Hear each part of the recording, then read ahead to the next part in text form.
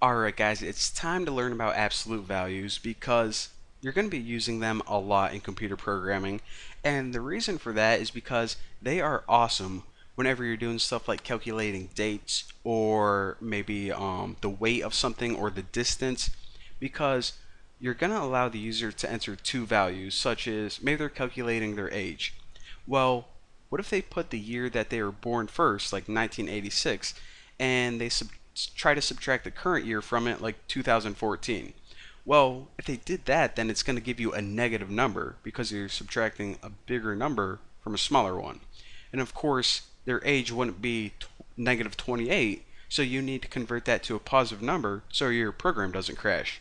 So again, it's good for distances and weights and ages. So I'll show you guys how to build a simple program like that right now. So we'll go ahead and put int year 1 and int year 2, which is pretty much going to be the 2 years that they enter to calculate the age of something, and we'll store the final age right there. Now for printf, let's just go ahead and give them a nice little prompt on the screen. Be like, enter a year. No, enter a tier. You have to be crying to use this program. Alright, enter a year, new line, and we'll just scan F. And for this, of course, we're scanning %d since we love working with integers, and ampersand year. Ampersand tier, year 1. Alright, so now whatever value they entered, hopefully it was an integer, we store it in year 1. Of course, we need to do this again.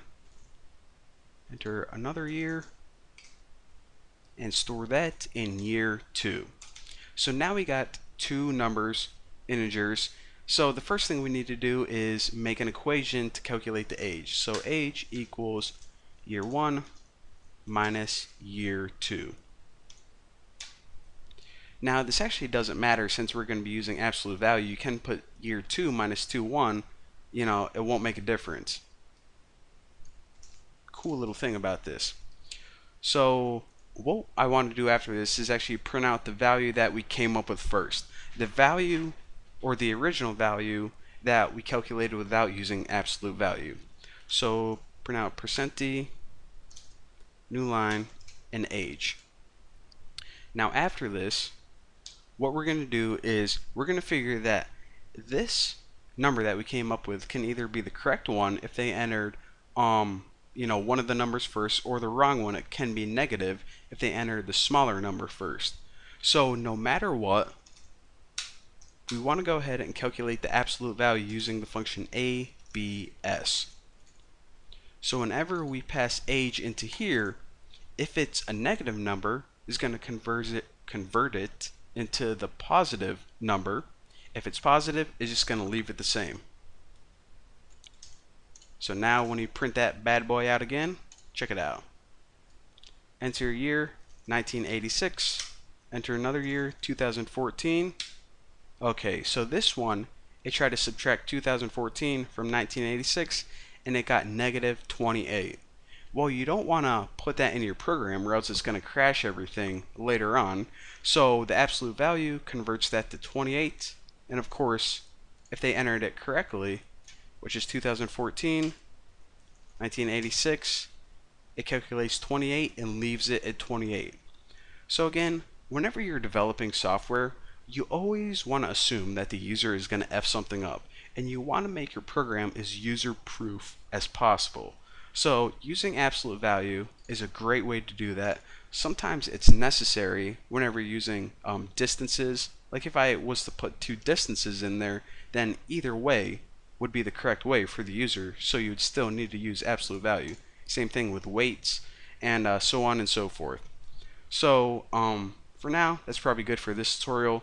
Thank you guys for watching. Actually, might as well show you guys some other small ones real quick, and let's see what I can do. Go ahead and do this.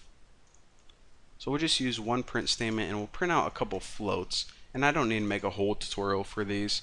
The first one is this function, pow. Now what this means is whenever you run this, you have to punch your computer as hard as you can until your fist goes pow. I'm just kidding. Actually, it stands for power, and you need to enter two values for this. The first one is the base, and the second one is the exponent. What this is pretty much saying is I want to see 5 to the third power. So if you guys don't know what this is, it should be 125. So pretty much 5 times 5 is 25 times 5 is 125. So that's what that does. Again, I don't need a whole tutorial explaining that. And the only other one I wanted to mention real quick is SQRT. This stands for squirt, and you have to squirt water on your computer. Just kidding again. So this actually stands for square root, and whatever number you pass in, like 164, it prints the square root of that number. So before I run this, can you guess what it is? Square root of 164. Probably, I don't know, 12.6 something? 12.8. I was close. But basically, the square root of 164 is 12.8. Maybe you guys guess closer than me. So those are a few math functions. Again, out of all of those, you're probably going to be using absolute value the most, but now you have the power function and the square root on hand. So, well, for now, thank you guys for watching, and I'll see you later.